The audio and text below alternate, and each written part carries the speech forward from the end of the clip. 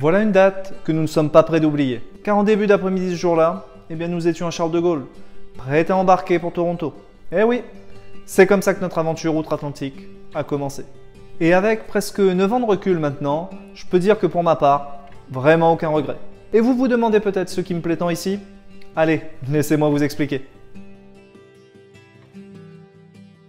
Bonjour à tous et bienvenue sur Notre Vie au Canada. Sur cette chaîne, nous partageons avec vous ce que nous avons appris sur la vie en Ontario après bientôt 9 années passées ici. Nous publions une nouvelle vidéo chaque semaine, donc pour ne rien manquer, abonnez-vous dès maintenant en cliquant sur la cloche, juste ici.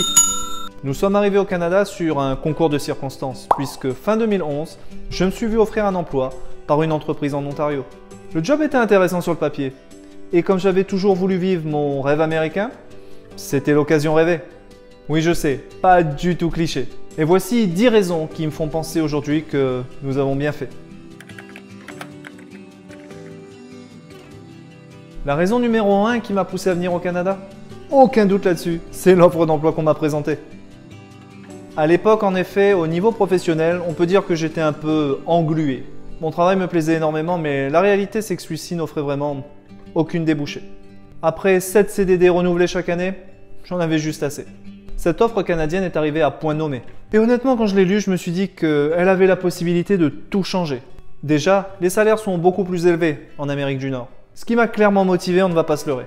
Et ce que j'ai découvert ici, c'est qu'au niveau professionnel, vous pouvez plus facilement créer votre propre opportunité. Si tant est que vous êtes motivé, vous pouvez vraiment réinventer les règles du jeu à votre gré. Depuis que je suis ici, c'est ce que j'ai fait et ça a plutôt bien fonctionné. Pour qui veut la saisir, l'opportunité économique est réelle. Alors bien évidemment, il faut avoir des idées, être prêt à mettre la main à la pâte. Mais vraiment, pour toute personne motivée, the sky is the limit, comme on dit en anglais.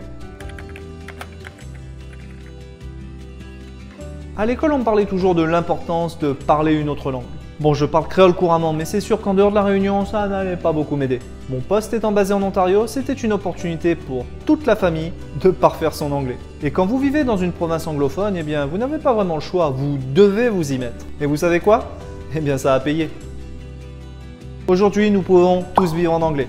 Pour les enfants surtout, c'était une vraie opportunité. Comme nous parlons français à la maison et qu'ils sont dans une école francophone, eh bien, aujourd'hui, ils sont capables d'évoluer dans les deux langues sans aucune difficulté.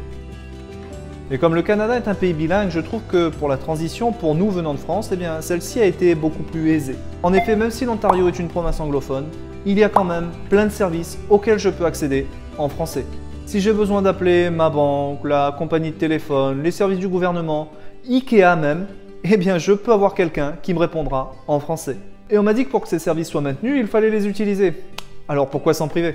Dans un pays 100% anglophone, je pense qu'à notre arrivée, ça aurait été un peu plus compliqué. Le bilinguisme au Canada nous a vraiment aidés. Et aujourd'hui, nous pouvons vivre dans les deux langues, ce qui en soi est une petite victoire, vous me l'accorderez. Avant de partir, on m'avait dit « Tu verras, au Canada, tout est plus grand ». Alors oui, le pays est immense, il suffit de jeter un coup d'œil sur une carte pour s'en rendre compte. Mais c'est vrai pour tout en fait. Les maisons, les voitures, les routes, les machines à laver. Et ça m'a vraiment marqué quand nous sommes arrivés. En France, nous vivions en banlieue parisienne, dans un appartement de 65 mètres carrés. Et honnêtement, nous trouvions ça suffisant pour notre petite famille. J'avais encore des souvenirs de ma chambre d'étudiant de 9 mètres carrés. Mais quand nous sommes arrivés dans la maison que nous louions à Kitchener, eh bien les enfants sont devenus fous. Parce que tout à coup, ils avaient accès en pleine ville à plus de 200 mètres carrés. Je me souviens qu'ils couraient partout, ils voulaient tout voir, visiter les chambres, les salles de bain, tous les recoins. Ils auraient dû être épuisés par le voyage, mais non. Petit regain d'énergie parce que tout à coup, ils avaient juste beaucoup trop de choses à voir dans leur nouveau chez eux. Tout est vraiment plus grand et d'une certaine façon, nous avons pu accéder ici à un niveau de confort que nous n'avions pas en Europe. Ça, on ne peut pas le nier. Et on s'y est habitué à avoir plus d'espace. À la longue, plutôt sympa en fait. Le Canada est une terre d'immigration. Je lisais récemment que dans les années à venir, près de 86% de la croissance économique du pays serait liée aux nouveaux arrivants. Et quand vous sortez, eh bien ici vous croisez des gens de tout horizon, de toute origine, de toute ethnicité. Et tout le monde vit ensemble en parfaite harmonie, tout le monde se mélange. On ne ressent aucune animosité, qui n'est pas sans me rappeler d'une certaine façon l'île de la Réunion. Après tout, j'ai grandi dans un environnement comme celui-ci et je m'y retrouve plutôt bien en fait. Seule différence, c'est qu'ici on ne parle pas créole mais anglais. Le Canada est une société multiculturelle et tolérante. Et là encore, on ne peut qu'apprécier. Au Canada, je trouve qu'on se sent vraiment en sécurité. Quand nous vivions en région parisienne, eh bien, nous faisions attention à tout. On regarde autour de soi quand on prend le métro, on s'accroche bien son sac pour être sûr de ne pas se le faire piquer. La différence ici nous a vraiment frappé. Vous allez au supermarché? Eh bien, à l'entrée, il n'y a pas de tourniquet. C'est complètement ouvert, on peut entrer et sortir à son gré. Vous payez avec votre carte de crédit? Eh bien, la plupart des machines ici n'ont pas ce petit truc en plastique qui est censé protéger votre code des regards indiscrets. Autour des maisons, il n'y a généralement pas de clôture et les portes d'entrée sont rarement des portes blindées. Certaines personnes laissent même leur voiture sur les parkings avec les clés à l'intérieur. Ils ne sont tout simplement pas inquiets. Alors j'imagine bien évidemment que ce n'est pas le cas partout. Il y a certainement des endroits où ça craint un peu plus et où vous devrez faire plus attention. Mais dans la grande majorité du pays, la sécurité, c'est ce que vous ressentirez. Et là encore, j'espère que c'est quelque chose qui ne changera jamais. Dans l'Hexagone, beaucoup de mes connaissances ont découvert le télétravail avec le Covid. Pour ma part, ça fait maintenant près de 9 ans que je travaille ainsi. Et pour rien au monde, je ne souhaiterais changer. Le télétravail ou home office est entré dans les mœurs depuis bien longtemps ici. Et quand on y pense, eh bien, c'est presque logique quand on fait partie d'une équipe qui doit couvrir toutes les zones horaires de cet immense pays. Depuis que nous avons déménagé à Waterloo, je travaille dans mon sous-sol. Et depuis ma Battle Station, je peux accéder en quelques clics au monde entier. J'ai longtemps voulu l'aménager, mais depuis que j'ai lu ce livre sur le mythe du garage, cette théorie comme quoi on crée des choses incroyables dans des endroits bruts, eh bien je ne suis plus vraiment tenté. En plus, quand je vois le prix qu'on me demande pour faire ça, je préfère le laisser comme il est. Alors je conçois bien que le télétravail n'est pas pour tout le monde, mais rassurez-vous à ce niveau-là. Au Canada, hors Covid, vous pouvez également travailler dans un bureau ou dans tout autre environnement plus classique. Mais pour ma part, depuis que je travaille ainsi, je n'ai jamais été plus productif. Et une chose est sûre, je ne regrette absolument pas les 2 heures de trajet matin et soir que je devais faire en région parisienne pour aller travailler.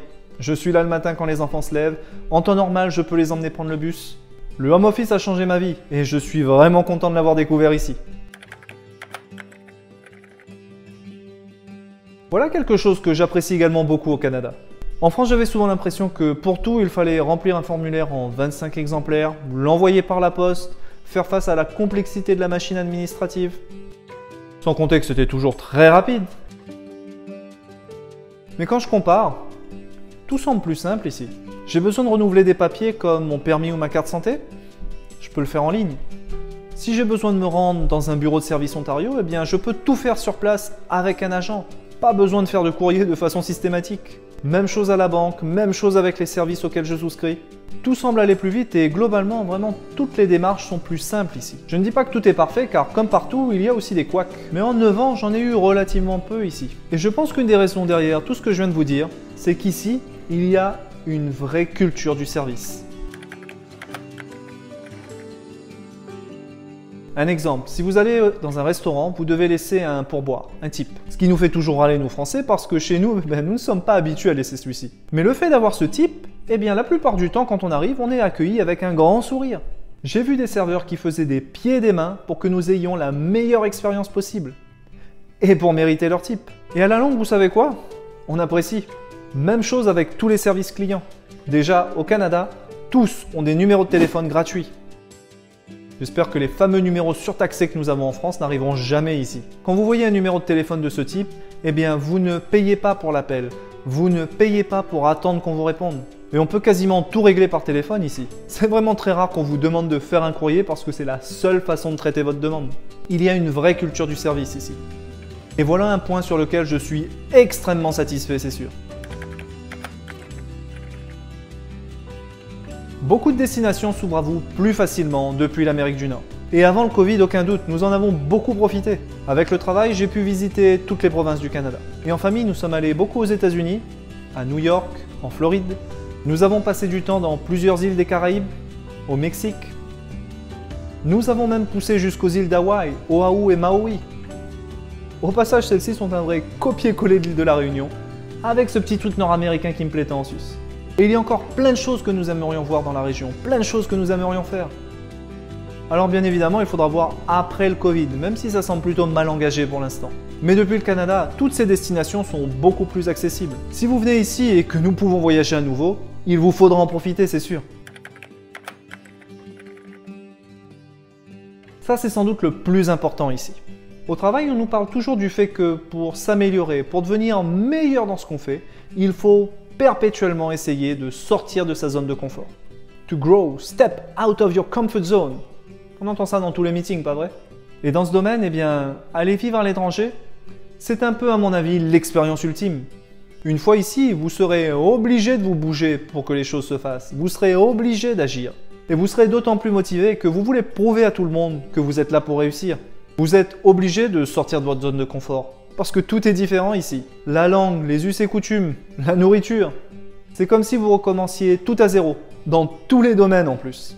Et la force des expatriés, à mon avis, c'est que quand ils viennent ici, ils ont vraiment à cœur de montrer ce qu'ils sont capables d'accomplir. L'un dans l'autre, aucun doute. Tenter de vivre ici vous aide à repousser vos limites. Et ça, c'est toujours un succès personnel à mon avis, quoi qu'il arrive. Si la vidéo vous a plu, c'est le moment de nous laisser un pouce bleu. Et comme toujours, n'hésitez pas à partager la vidéo sur vos réseaux sociaux préférés, c'est la meilleure façon de nous montrer que vous les appréciez. Et il y a certainement plein d'autres raisons qui vous pousseraient ou vous ont poussé à venir vivre ici. Mettez-nous tout ça dans les commentaires alors, il me tarde de les lire. Partir vivre dans un pays étranger, c'est une aventure. Et c'est comme ça que nous avons approché notre venue au Canada. Aller au supermarché, gonfler un pneu, acheter une maison ou une voiture. Tout est différent, tout vous surprend au début. Même certains de vos gestes les plus routiniers vous sembleront complètement différents ici, c'est sûr. Et ce qui est vraiment bien durant les premières années, quand on est dans ce mode découverte, c'est qu'on n'a vraiment pas le temps de s'ennuyer. Chaque jour apporte son lot de surprises. Et je me répète, mais c'est tellement vrai. Chaque jour est une aventure. Et une vie faite de découvertes permanentes et quotidiennes est toujours plus excitante à mon avis. Et avec... Ils peuvent aujourd'hui évoluer. C'est comme des Pokémon, ils peuvent évoluer. Et demain, faut que tu fasses une vidéo avec moi. Oui, mais avant que je fasse une vidéo avec toi, j'aimerais finir la mienne. C'est demain. Et voilà, vous connaissez maintenant les 10 raisons principales qui me font vraiment apprécier la vie ici en Ontario. Mais sachez que tout n'est pas toujours rose et que bien évidemment, il y a un revers de la médaille. Donc, comme toute bonne vidéo, celle-ci aura une suite, sa séquelle noire, son empire contre-attaque. Et dans celle-ci, nous parlerons des choses que vous pourriez ne pas apprécier du tout de ce côté de l'Atlantique. À suivre.